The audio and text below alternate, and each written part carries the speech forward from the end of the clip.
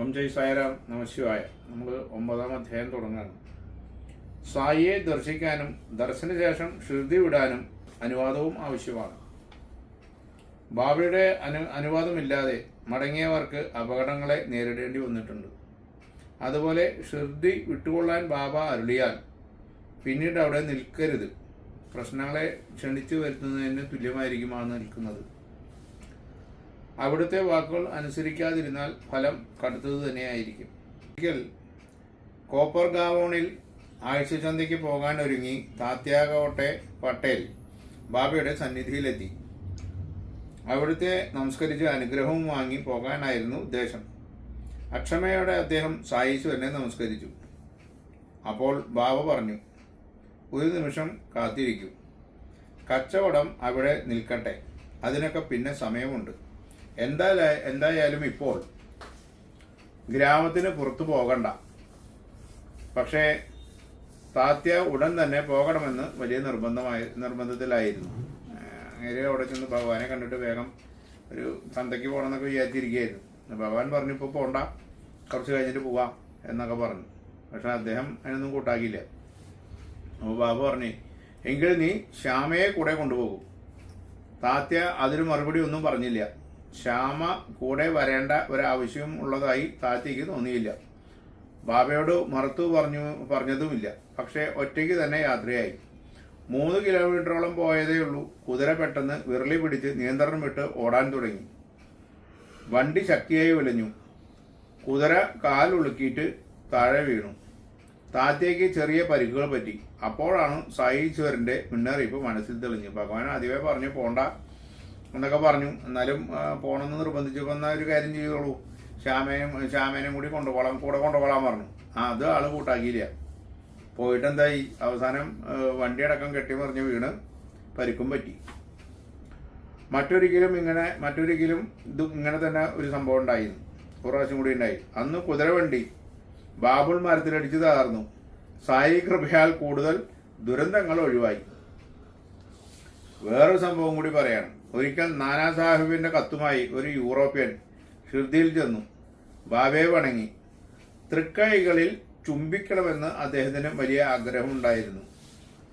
അതിനായി 3 പ്രാവശ്യം ശ്രമിച്ചു. പക്ഷെ ഏതോ ബാബ അനുവദിച്ചില്ല. മുറ്റത്തിരുന്ന് ദർശനം നടത്താൻ അനുവദിക്കുകയും ചെയ്തു. യൂറോപ്പിന് തൃപ്തിയായി തോന്നി. അദ്ദേഹം ഉടൻ തന്നെ മടങ്ങാൻ തീരുമാനിച്ചു. യാത്ര ചോദിക്കവേ എന്തിനാണ് തിടക്കം എന്ന് ബാബ തിരക്കി. സായിബ് പിറ്റേന്ന് പോയാൽ മതിയെന്നായി ഇരുന്നു ബാബയുടെ തീരുമാനം. നാളെ പോയാൽ മതിയോ എന്ന് പറഞ്ഞാണ് ഭഗവാൻ. ഭക്തജനങ്ങൾ സാഹിബിനോട് ഇക്കാര്യം പറഞ്ഞു. യാത്ര മാറ്റിവെക്കാനും ഉപദേശിച്ചു. പക്ഷെ അദ്ദേഹം അതിന് തയ്യാറായില്ല. അദ്ദേഹം വണ്ടി വരുത്തി യാത്ര തുടങ്ങി. ആദ്യം സുഖമായിരുന്നു യാത്ര. ബാബുൾ കിണർ കഴിഞ്ഞപ്പോൾ ഒരു സൈക്കിൾ കണ്ടു ഭയന്ന് കുതിര പരിഭ്രമിച്ചോടി. വണ്ടി മറിഞ്ഞു. യൂറോപ്യൻ തെറിച്ചു വീണു. അദ്ദേഹത്തിന് കുറച്ചു ദിവസം ആശുപത്രിയിലും കഴിയേണ്ടി വന്നു. നോക്കൂ, ഭഗവാന്റെ വാക്ക് കേൾക്കാതെ പോയതിന്റെ അനുഭവങ്ങളാണ് ഇതിന് മുഴുവൻ ഈ പറയണത്. സായി അരുതെന്ന് അരുളിയാൽ അത് അനുസരിക്കുക. സായി വചനങ്ങൾ ഈശ്വര കൽപ്പനയായി സ്വീകരിക്കുകയാണ് വേണ്ടത്. കാരണം നമ്മുടെ നന്മയ്ക്ക് സായി എന്തും പറയും. ഭഗവാനാണെങ്കിൽ നമ്മളുടെ ഭക്തന്മാരോട് എന്ത് കാര്യം പറയണമെങ്കിലും നമ്മുടെ നന്മയ്ക്ക് വേണ്ടിയിട്ട് മാത്രമേ പറയാറുള്ളൂ. അപ്പം അത് അനുസരിക്കുക. അത് ഈശ്വരന്റെ വാക്കായിട്ട് നമ്മൾ സങ്കല്പിച്ചുകൊണ്ട് അനുസരിക്കുക. സായീശ്വരൻ അത്ര മഹാനാണെങ്കിൽ, ഈശ്വരനാണെങ്കിൽ അവിടുന്ന് വീട് തോറും ഭിക്ഷാപാത്രവുമായി നടക്കുന്നു. ഇങ്ങനെ സംശയമുള്ളവരുണ്ട്. ഭഗവാൻ ഇങ്ങനെ വലിയ ഈശ്വരനൊക്കെ ആണെങ്കിൽ പിന്നെ എന്തിനാ ഭിക്ഷാപാത്രം എടുത്ത് നടക്കണമെന്നൊക്കെയാണ് ചില ആൾക്കാരുടെ ധാരണ. ഭിക്ഷയെടുക്കാൻ അർഹതയുള്ളത് ആർക്ക്? ആധ്യാത്മിക ശാസ്ത്രം പറയുന്നു, ആർക്കാണോ സന്താനം, സമ്പത്ത്, കീർത്തി എന്നിവയിൽ അശേഷം ആശയില്ലാത്തത് അവർക്ക് ഭിക്ഷാടനം ചെയ്യാം. അതായത് ഗൃഹസ്ഥാശ്രമികൾക്കല്ല എന്നർത്ഥം. ഇത്തരക്കാർക്ക് ആഹാരം കൊടുക്കേണ്ട ചുമതല ഗൃഹസ്ഥന്മാർക്കാണ്. ഇങ്ങനെ യാചിച്ച് ഭിക്ഷയെടുക്കാനായിട്ട് വരുന്നവർക്ക് ഭക്ഷണം കൊടുക്കേണ്ടതോ അല്ലെങ്കിൽ മറ്റെന്തെങ്കിലും ദ്രവ്യങ്ങൾ കൊടുക്കേണ്ടതോ അതിൻ്റെ ഉത്തരവാദിത്തം ഗൃഹസ്ഥന്മാർക്കാണെന്ന് പറയാണ്. ഒന്നിനോടും ആശയില്ലാത്തവനാണ് ബാബ. ബാല്യം മുതലേ നിത്യബ്രഹ്മചാരിയായ സന്യാസി മഹാപുരുഷൻ. ഈ ലോകം ഒരു വീടാണെന്നും താൻ സാക്ഷാൽ വാസുദേവനും വിശ്വം ഭരിക്കുന്നവനുമാണെന്ന് അവിടത്തേക്ക് അറിയാമായിരുന്നു. ഈ വിശ്വകുടുംബത്തിലെ അത്തരമൊരു അംഗത്തിന് മാത്രമേ ഭിക്ഷയെടുക്കാൻ അവകാശമുള്ളൂ. ആ അനുഷ്ഠാനം ഇന്ന് എത്രമാത്രം അധപ്പതിച്ചെന്ന് നോക്കുക. ഇപ്പോൾ സന്യാസിമാരായാലും ഭിക്ഷയെടുക്കാനൊന്നും ആരും പോകാറില്ല. എന്നാലും സന്യാസിമാർ സാധാരണ പോകുന്നത് ആശ്രമങ്ങളിലേക്കാണ് പോകുന്നു. അവിടുന്ന് എല്ലാ ആശ്രമങ്ങളിലും ദക്ഷിണയൊക്കെ കൊടുക്കും, അങ്ങനെ പോകും. അങ്ങനെയാണ് ഇപ്പോഴത്തെ കാര്യങ്ങളൊക്കെ നടന്നുകൊണ്ടിരിക്കുന്നത്. ഇനി ഗൃഹസ്ഥാശ്രമിക്ക് ചില ധർമ്മങ്ങളുണ്ട്. അത് പഠിപ്പിക്കുക കൂടിയായിരുന്നു സായീശ്വരൻ. അതിഥിക്ക് ആഹാരം നൽകിയിട്ടേ ഗൃഹസ്ഥാശ്രമി ആഹാരം കഴിക്കാവൂ എന്നുണ്ട്. മാത്രമല്ല, ഗൃഹസ്ഥാശ്രമി താൻ അറിയാതെ ചെയ്തു പോരുന്ന പഞ്ചമഹാപാപങ്ങൾക്ക് പരിഹാരമായി പഞ്ചമഹായജ്ഞങ്ങളും അനുഷ്ഠിക്കണം. ഇക്കാര്യങ്ങൾ ലോകരെ പഠിപ്പിക്കാനായി അവിടുന്ന് എല്ലാ ദിവസവും 5 വീടുകളിൽ ഭിക്ഷയ്ക്ക് പോകും. 9-ാം അധ്യായം തന്നെ ഭിക്ഷ എന്നുള്ളതാണ്. ഈ ഭിക്ഷ എന്തിനാ എടുക്കണേ വെച്ചിട്ടുണ്ടെങ്കിൽ അറിയാതെ ചെയ്യുന്ന പാപകർമ്മങ്ങൾക്ക് പരിഹാരം എന്നോണമാണ് ബാബ എന്തിനു പോണേ, ഭിക്ഷയ്ക്ക് പോണേ. അത് 5 വീടുകളിലാണ് പോണേ. ഈ പഞ്ചമഹായജ്ഞങ്ങൾ അനുഷ്ഠിക്കുക എന്നാണ്. അതിന് പകരമായിട്ട് 5 വീടുകളിൽ പോയിട്ട് ഭിക്ഷ എടുക്കണം. എന്താണ് പഞ്ചമഹാപാപങ്ങളും പഞ്ചമഹായജ്ഞങ്ങളും? കണ്ഡനി, ചുള്ളി, പോഷണി, ഉദകുംഭി, മാർജനി, ഇവയാണ് ഈ പഞ്ചമഹാപാപങ്ങൾ. കണ്ഡനി എന്ന് പറഞ്ഞു കഴിഞ്ഞാൽ ധാന്യങ്ങളുടെ ഉമിയും തവിടും കളയാൻ ഉരലിൽ ധാന്യങ്ങളിട്ട് ഉലയ്ക്കൊണ്ട് കുത്തുമ്പോൾ ധാരാളം ചെറിയ പ്രാണികൾ കൊല്ലപ്പെടുമ്പോഴുള്ള പാപം. അതാണ് കണ്ഡനി. ധാന്യങ്ങളുടെ ഉമിയൊക്കെ കളയാനായിട്ട് നമ്മൾ നെല്ല് കുത്താന്നൊക്കെ പറയില്ലേ, ഉരലിലിട്ട് നെല്ല് കുത്തുമ്പോൾ അതിൻ്റെ ഉള്ളിൽ ചെറിയ പ്രാണികളൊക്കെ വീണ് ചാവും. അതുകൊണ്ടുണ്ടാവുന്ന പാപം. പിന്നെ ചുള്ളി, ഭക്ഷണം പാകം ചെയ്യാനായി വിറക് കത്തിക്കുമ്പോൾ അസംഖ്യം സൂക്ഷ്മജീവികൾ ദഹിച്ചു പോകുന്നു. ആ വിറകിൻ്റെ ഉള്ളിലൊക്കെ ചെറിയ പ്രാണികളൊക്കെ ഉണ്ടാവില്ല, ഉണങ്ങിയ ചുള്ളിയുടെ ഉള്ളിലൊക്കെ, അത് മരിച്ചു പോകുന്നു. പിന്നത്തെയാണ് പേഷണി, അരയ്ക്കുക എന്നുള്ള ഒരു സങ്കല്പമാണ്. അത് പേഷണി എന്ന് പറയുന്നത് അരയ്ക്കുക. അപ്പോഴും സൂക്ഷ്മജീവികൾ കൊല്ലപ്പെടുന്നു. ഉദകുംഭി, പാത്രം കഴുകുക, അതായത് ജലം ഉപയോഗിക്കുമ്പോൾ ചെറു ജീവികൾ കൊല്ലപ്പെടുന്നു. ഇങ്ങനെ പിന്നെയുള്ളതാണ് മാർജനി, അടിച്ചു വാരി വൃത്തിയാക്കുക. നമ്മൾ വീടൊക്കെ വൃത്തിയാക്കുമല്ലോ, അപ്പോഴും സൂക്ഷ്മജീവികൾ കൊല്ലപ്പെടുന്നു. ഈ പാപങ്ങളെല്ലാം ചെയ്യാതിരിക്കാനും വയ്യ. കാരണം നമ്മൾ ചെയ്തേ പറ്റൂ. നമുക്ക് ജീവിക്കണമെങ്കിൽ ഇങ്ങനെയുള്ള കാര്യങ്ങളൊക്കെ ചെയ്തേ പറ്റൂ. അരയ്ക്കണം, കുത്തണം, അടിക്കണം, തുടയ്ക്കണം ഒക്കെ വേണം. കാരണം ഇവിടെ ജീവിക്കാൻ ഇതെല്ലാം ചെയ്യണമല്ലോ. അതുകൊണ്ടാണ് ഇത്തരം പാപങ്ങളുടെ പരിഹാരത്തിനായി പഞ്ചമഹായജ്ഞങ്ങൾ വിധിച്ചിട്ടുള്ളത്. അവ ബ്രഹ്മജ്ഞാനം, വേദാധ്യയനം, പിതൃയജ്ഞം, വേദയജ്ഞം, ഭൂതയജ്ഞം എന്നിവയാണ്. കൂടാതെ മറ്റൊരു മഹത്തായ യജ്ഞമുണ്ട്. ക്ഷണിക്കാതെ വന്നവർക്ക്, അതായത് അതിഥികൾക്ക് ആഹാരം കൊടുക്കുക. ഈ യജ്ഞങ്ങൾ വേണ്ട വിധം അനുഷ്ഠിച്ചാൽ മനഃശുദ്ധി നേടാം. മനഃശുദ്ധി ആത്മജ്ഞാനത്തിലേക്ക് നയിക്കും. സായി ലീലകൾ അനുഭവമാണ്. സായീശ്വരന് ആരെങ്കിലും എന്തെങ്കിലും കൊടുക്കാൻ ഭക്തിയോടെ നിശ്ചയിച്ചാൽ അത് പിന്നീട് മറന്നാലും അവിടുന്ന് അക്കാര്യം ഓർമ്മിപ്പിക്കും, സ്വീകരിക്കും. അങ്ങനെ ഭക്തനെ ആ കളത്തിൽ നിന്നും മുക്തനാക്കും. രസകരമായൊരു സായി ലീല കേൾക്കും. നമ്മളിപ്പോൾ ഗുരുവായൂരൊക്കെ എന്തെങ്കിലുമൊക്കെ കൊടുക്കണം എന്നൊക്കെ വിചാരിക്കും. ചിലപ്പോൾ കുട്ടി പ്രസവിക്കുന്ന സമയത്ത് കുഴപ്പമില്ലാണ്ട് വരണേ ഭഗവാനെ, ഞാനൊരു തുലാഭാരം ഭഗവാന് നേടാം, കൊടുക്കാം എന്നൊക്കെ വിചാരിക്കും. പക്ഷെ എന്തുണ്ടാവും, നമ്മൾ പിന്നീട് തിരക്കിൽ അത് മറന്നു പോകും. പിന്നീട് എന്തെങ്കിലുമൊക്കെ പ്രശ്നങ്ങൾ ഉണ്ടാകുമ്പോൾ ഈ ജ്യോതിഷൻ്റെ അടുത്തേക്ക് നമ്മൾ പോകുമ്പോൾ ആൾ പറയും, ഗുരുവായൂരപ്പന് എന്തോ ഒരു വഴിപാട് ബാക്കിയുണ്ടല്ലോ, അതെന്താന്ന് ചോദിക്കുമ്പോഴാവും, അയ്യോ മറന്നുപോയതാ, ഒരു തുലാഭാരം ഉണ്ടായിരുന്നു എന്ന് പറയും. അപ്പോൾ ഭഗവാൻ എന്തായാലും അത് ചോദിച്ച് മേടിക്കും. അതുപോലെ തന്നെയാണ് സായീശ്വരനും. അത് നമ്മളെന്തെങ്കിലും കൊടുക്കണമെന്ന് വിചാരിച്ച് മറന്നുപോയാൽ ഭഗവാൻ അത് ചോദിച്ചു വാങ്ങിക്കും. രാമചന്ദ്രൻ ആത്മാരാം, ബാബാ സാഹേബ് താർക്കാട് എന്നാണ് ആളുടെ പേര്. സായിയുടെ മഹാഭക്തരിൽ ഒരാളാണ്. പ്രാർത്ഥനാ സമാജക്കാരനായിരുന്നതിനാൽ ആരുടെയും പടം വെച്ച് പൂജിക്കുന്നതിൽ അദ്ദേഹത്തിന് വിശ്വാസം ഉണ്ടായിരുന്നില്ല. അദ്ദേഹത്തെക്കാൾ ഭക്തരായിരുന്നു ഭാര്യയും പുത്രനും. അവധിക്കാലമായപ്പോൾ ഭാര്യയ്ക്കും മകനും ഷിർദിയിൽ പോകാൻ ആഗ്രഹമായി. മകൻ എന്നും സായിയെ പൂജിച്ച് നിവേദ്യം സമർപ്പിച്ചതിനു ശേഷമേ ജലപാനം ചെയ്യുകയുള്ളൂ. താൻ പോയാൽ പൂജ മുടങ്ങുമല്ലോ എന്നായിരുന്നു പുത്രന് വിഷമം. അച്ഛൻ അക്കാര്യം ചെയ്തു കൊള്ളാമെന്ന് ഉറപ്പ് നൽകി. മോനോടും അമ്മയോടും പൊക്കോളാൻ പറഞ്ഞു. പൂജ ഞാൻ ചെയ്തോളാം, ഭഗവാനുള്ള പൂജയല്ലേ, അത് ഞാൻ ചെയ്തോളാം എന്ന് അച്ഛൻ പറഞ്ഞു. അങ്ങനെ അമ്മയും മകനും കൂടി കുറച്ചു ദിവസം സായി സന്നിധിയിൽ കഴിയാനായി യാത്ര തിരിച്ചു. അടുത്ത ദിവസം പിതാവ് രാവിലെ ഉണർന്ന് കുളിച്ച് പൂജാമുറിയിലെത്തി. സായീശ്വരന്റെ ചിത്രത്തിന് മുമ്പിൽ നമസ്കരിച്ച് പ്രാർത്ഥിച്ചു. പ്രഭു, അവിടുത്തെ പൂജ ഹൃദയംഗമമായി ചെയ്യാൻ അനുഗ്രഹിക്കണേ. എൻ്റെ മകൻ ചെയ്യുന്നത് പോലെ ചെയ്യാൻ എന്നെ അനുവദിക്കണേ. കാരണം ഇയാൾ ഭജനക്കാരനാണല്ലോ, അപ്പം ഇയാൾ പൂജയൊന്നും ചെയ്യാറുണ്ടായിരുന്നില്ല. എന്നാലും മകൻ പോയപ്പോൾ ഭഗവാന്റെ പൂജ ചെയ്തോളാം എന്ന് ആള് മകനോട് പറഞ്ഞുകൊണ്ടാണ് ഭഗവാന്റെ അടുത്ത് പോയിട്ട് ഇത്തരം പ്രാർത്ഥന അദ്ദേഹം നടത്തണേ. എൻ്റെ പൂജ വെറുമൊരു പ്രകടമായി തീരരുതേ. പിന്നീട് പൂജ തുടങ്ങി. നൈവേദ്യമായി കൽക്കണ്ടം സമർപ്പിച്ചു. അതിനുശേഷം അദ്ദേഹം ഓഫീസിൽ പോയി. ഇങ്ങനെ കുറേ ദിവസങ്ങൾ കഴിഞ്ഞു. മകന് കൊടുത്ത വാക്ക് പാലിക്കാൻ കഴിഞ്ഞതിൽ ധാർക്കാടിന് സന്തോഷവാനായിരുന്നു അദ്ദേഹം. അന്നും പതിവ് പോലെ അങ്ങനെ ഒരു ദിവസം പതിവ് പോലെ ഇവര് അമ്മയും മകനും ശുദ്ധിയിലാണ്. ധാർക്കാട് ഉച്ചയ്ക്ക് ഊണ് കഴിക്കാനായി ഓഫീസിൽ നിന്നും വന്നു. ആഹാരശേഷം പ്രസാദം കഴിക്കാൻ നോക്കിയപ്പോഴാണ് അദ്ദേഹം ഞെട്ടലോടെ കാര്യം ഓർത്തത്. ഇന്ന് രാവിലെ നിവേദിച്ചില്ല. അപ്പൊ ആകെ വിഷമായി. ഹാവു, താൻ എങ്ങനെയോ മറന്നുപോയിരിക്കുന്നു. ധാർക്കാടിന് വലിയ വിഷമമായി. തൻ്റെ പ്രവൃത്തി വെറുമൊരു പ്രകടനം തന്നെ ആയല്ലോ എന്ന കുറ്റബോധവും ഉണർന്നു. അദ്ദേഹം മകൻ പോയപ്പോഴേ ഭഗവാനോട് പ്രാർത്ഥിച്ചാണ്, തെറ്റായിട്ടൊന്നും ഉണ്ടാവരുത് ഭഗവാനെ, എല്ലാം വൃത്തിയായിട്ട് നടക്കണം എന്നൊക്കെ വിചാരിച്ചു. പക്ഷെ ഒരു ദിവസം ഇതുപോലെ ഭഗവാന് പ്രസാദം കൊടുക്കാനായിട്ട് മറന്നുപോയി. ധാർക്കാട് ഇക്കാര്യങ്ങളെല്ലാം എഴുതി ബാബയ്ക്ക് ക്ഷമ ചോദിക്കണമെന്ന് ആവശ്യപ്പെട്ട് മകന് കത്തയച്ചു. അമ്മയും മോനും ശ്രുതിയിലാണല്ലോ, അപ്പോൾ അവിടേക്ക് ഒരു കത്തയച്ചു.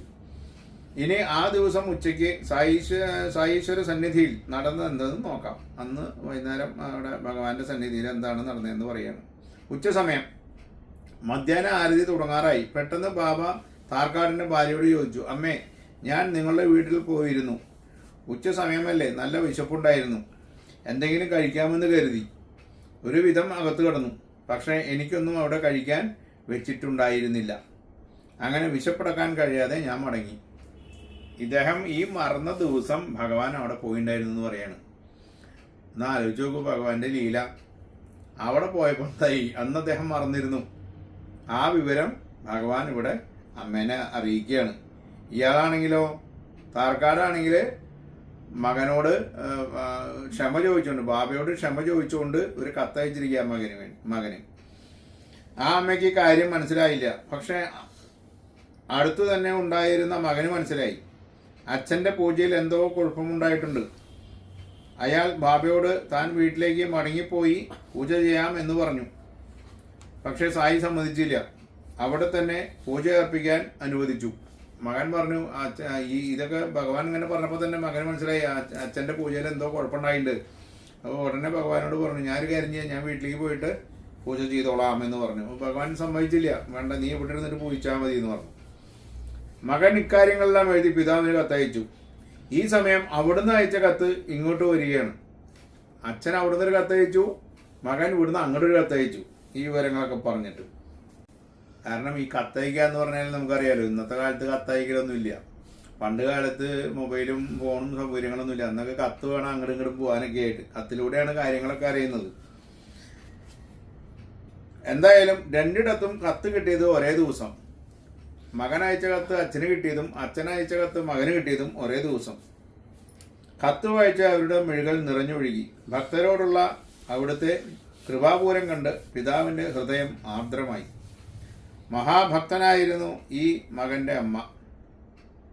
അവർ ഉച്ചയ്ക്ക് ആഹാരം കഴിക്കാൻ തുടങ്ങുന്ന സമയം ഭക്ഷണം വിളമ്പിയതേയുള്ളൂ. ആ നിമിഷം തന്നെ വിശന്നു വലഞ്ഞ് ഒരു നായ് അടുക്കളയുടെ വാതിൽക്കലെത്തി. അവർ കഴിക്കാൻ വെച്ചിരുന്നതിൽ നിന്നും കുറച്ചെടുത്ത് നായയ്ക്ക് കൊടുത്തു. ആ നിമിഷം തന്നെ ചെളിയിൽ ഉരുണ്ടുകിടന്ന ഒരു പന്നിയും വിശപ്പോടെ എത്തി. അവർ അതിനെയും തീറ്റി. ഉച്ച കഴിഞ്ഞ് അവർ സായിനാഥനെ ദർശിക്കുന്നതിനായി മസ്ജിദിലെത്തി. ബാബ വാത്സല്യപൂർവ്വം അവരെ നോക്കി പുഞ്ചിരി തൂകി. ഭഗവാൻ അവിടുന്ന് പറയാണ്, അമ്മേ സന്തോഷമായി, ഇന്നത്തെ മൂക്കറ്റം ഊട്ടിയില്ലേ, ഇന്ന് തന്നെ മൂക്കറ്റം ഊട്ടിയില്ലേ എന്ന് ചോദിക്കുകയാണ്. അമ്മയ്ക്കൊന്നും മനസ്സിലായില്ലേ അത് പറഞ്ഞപ്പോൾ. ആവൂ, അങ്ങോട്ട് വന്നപ്പോൾ എന്തൊരു വിശപ്പായിരുന്നു.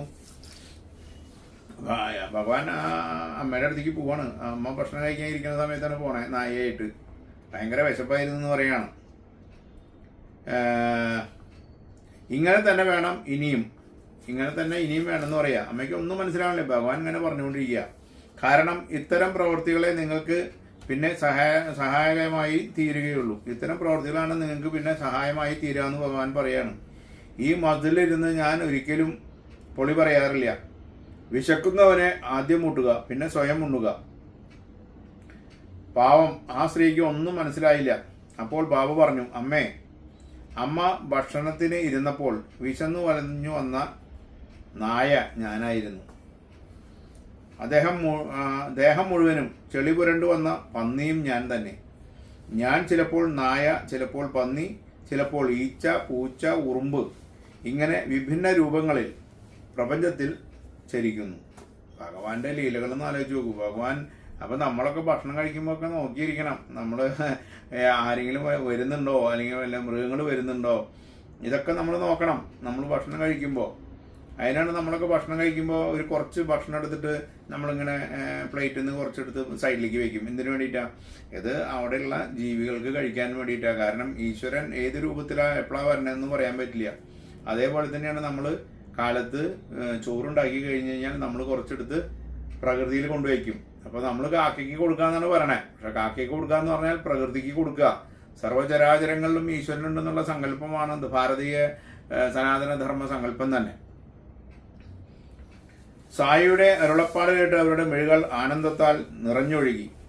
ഒരിക്കൽ ഈ അമ്മ, അതായത് ധാർഖണ്ഡിന്റെ ശ്രീമതി ധാർഖണ്ഡ്, ഒരു പരിചയക്കാരിയുടെ കൈവശം, അത് അവരുടെ പേര് ശ്രീമതി പുരന്തരെ, ബാബയ്ക്ക് ഭരീതും കാജരിയും ഉണ്ടാക്കി കൊടുക്കാനായി 2 വഴുതനങ്ങ കൊടുത്തു വിട്ടു.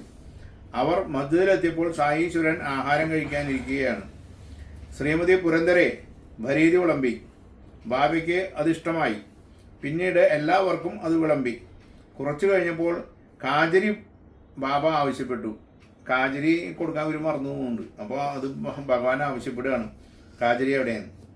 ആ സമയം ശ്രീമതി പുരന്തരെ അവിടെ ഉണ്ടായിരുന്നില്ല. അപ്പോൾ വഴുതനങ്ങ കിട്ടുന്ന സമയവുമല്ല. എന്തു ചെയ്യും? ബാബയുടെ ആവശ്യം രാധാകൃഷ്ണ ഭായിയെ അറിയിച്ചു. ശ്രീമതി പുരന്തരയുടെ കൈവശം ഉണ്ടാകുമോ എന്നറിയാൻ അവരെ തിരക്കി. ഭരീത് കൊണ്ടുവന്നത് അവരായിരുന്നു. അതുകൊണ്ടാണ് അങ്ങനെ ഒരു സന്ദേഹം തോന്നിയത്, അവരിൽ ഇനിയിപ്പോൾ വഴുതനങ്ങ ഉണ്ടാവുമോ എന്നറിയാൻ വേണ്ടിയിട്ട്. താമസിയാതെ ശ്രീമതി പുരന്തരയെ കണ്ടുപിടിച്ചു. കാജരിയുടെ കാര്യം പറഞ്ഞു. അപ്പോഴാണ് എല്ലാവർക്കും ആ സത്യം വെളിപ്പെട്ടത്.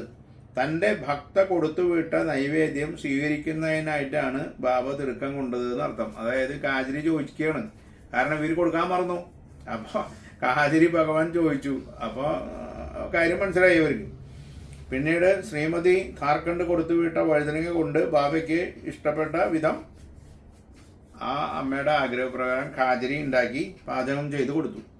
അങ്ങനെ സായീശ്വരൻ്റെ അന്തര്യാമിത്വം എല്ലാവരും അനുഭവിച്ചേർന്നു. ഭഗവാൻ എല്ലാവരുടെ ഉള്ളിലും ഉണ്ട്. ഏത് സമയവും ഭഗവാൻ നമ്മളുടെ ഉള്ളിലുണ്ട്. നമ്മളുടെ കാര്യങ്ങളൊക്കെ ഭഗവാൻ അറിയുന്നുണ്ട് എന്നുള്ളത് എല്ലാവരും മനസ്സിലാക്കി. ശ്രീമതി ധാർഖണ്ഡയുടെ ജീവിതത്തിൽ ബാബ ആടിയ മറ്റൊരു ലീല കേൾക്കൂ. 1915 ഡിസംബർ ഗോവിന്ദ ബൽറാം മങ്കാർ പിതൃ ശ്രാദ്ധം കൂട്ടാനായി ഷിർദിയിലേക്ക് യാത്രയ്ക്ക് ഒരുങ്ങി. ശ്രീമതി താർക്കാടെ ഈ വിവരം അറിഞ്ഞു. അവർക്ക് എന്തെങ്കിലും സായീശ്വരന് കൊടുത്തുവിടണമെന്നായി. എന്തെങ്കിലും ഒന്ന് നിവേദ്യമായി കൊടുത്തുവിടാൻ വീട് മുഴുവനും തിരഞ്ഞു. ഒടുവിൽ കിട്ടിയത് നിവേദിച്ച ഒരു പേട മാത്രം. അവർ അതെടുത്ത് ഗോവിന്ദന്റെ കയ്യിൽ ഭക്തിപൂർവ്വം നൽകി. ബാബയ്ക്ക് അത് കൊടുക്കണമെന്ന് പറഞ്ഞു. ഗോവിന്ദ് ഷിർദിയിലെത്തി. പേട മുറിയിൽ നിന്ന് എടുക്കാൻ മറന്നു. സായീശ്വരനെ ദർശിച്ചു. ഉച്ചയ്ക്ക് വീണ്ടും ദർശനത്തിനെത്തിയപ്പോഴും പേടയുടെ കാര്യം മറന്നു. ഗോവിന്ദ് ഇത് എടുക്കാൻ മറന്നു. ഇത് റൂമിൽ തന്നെ വെച്ചിരുന്നു. ഇത്തവണ ബാബ തിരക്കി, നീ എന്താണ് എനിക്ക് കൊണ്ടുവന്നിട്ടുള്ളത്? ബാബയ്ക്ക് ഇതൊക്കെ അറിയാലോ. അപ്പോൾ ഗോവിന്ദ് പറഞ്ഞു, ഒന്നും കൊണ്ടുവന്നിട്ടില്ല എന്ന് പറഞ്ഞു. വീണ്ടും കരുണാനിധിയായ സായി ചോദിച്ചു, അപ്പോഴും ഒന്നുമില്ല എന്ന് പറഞ്ഞു.